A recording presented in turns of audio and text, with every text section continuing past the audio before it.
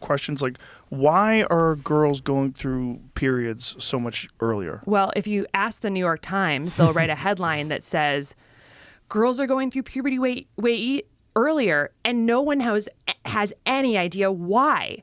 And of course, that's because there's not a double-blind, placebo-controlled, peer-reviewed, RCT in a journal that can exactly pinpoint the one reason why it's happening. But again, if we put the dots together, which of course I'm going to be called like not evidence-based for saying that, what's happening in our environment right now? So what drives early puberty is excess estrogens, right? We're pushing estrogens to basically, spark that whole process of puberty. Well, look at our world.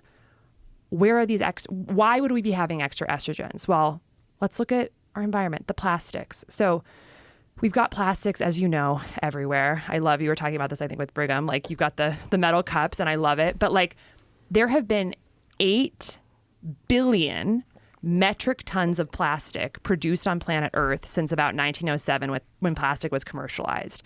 And the interesting thing about plastic is that when it breaks down, it acts like a xenoestrogen, an exogenous estrogen molecule that can literally bind to our estrogen receptors and act like estrogens. So now we've got this, like we've got plastic effing everywhere. It's literally in the air we're breathing, the nanoparticles, it's in our food, it's in our water, it's in everything. And we've now found plastics in every human organ. So of course that's affecting our bodies and our young girls' bodies. It's actually affecting our bodies in utero. There was a recent study that was done that showed 100% of placentas that were dissected had microplastics in them. So that's one. Number 2, look at the pesticides.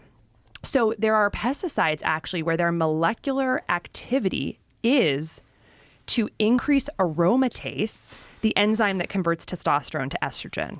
So atrazine, which is banned in Europe, but we spray 70 million pounds of it per year in the US, increases aromatase, which converts testosterone to estrogen. Illegal overseas. And we buy it from other countries. So China and Germany and other countries are selling us a chemical of which 70 million pounds are sprayed on our food, invisible and tasteless, which upregulates aromatase and converts testosterone to estrogen. So that's number 2. And then you look at just the fat that we have on our bodies. So fat, and especially visceral fat, the metabolically active fat around our midline, that is a metabolically active organ that actually converts testosterone to estrogen. So we are living in this like wildly estrogenic environment that is created by humans, and it's all invisible. And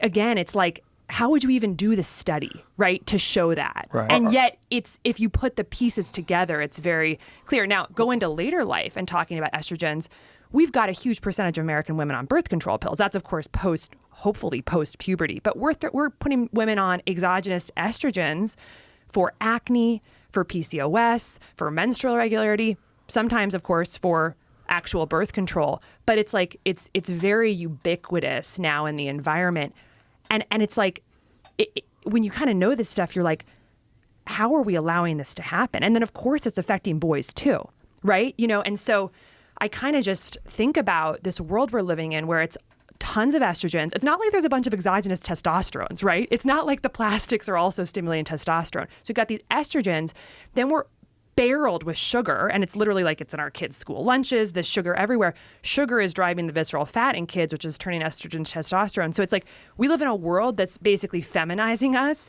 which for women, that's going to make puberty early. For men, it's going to feminize them, and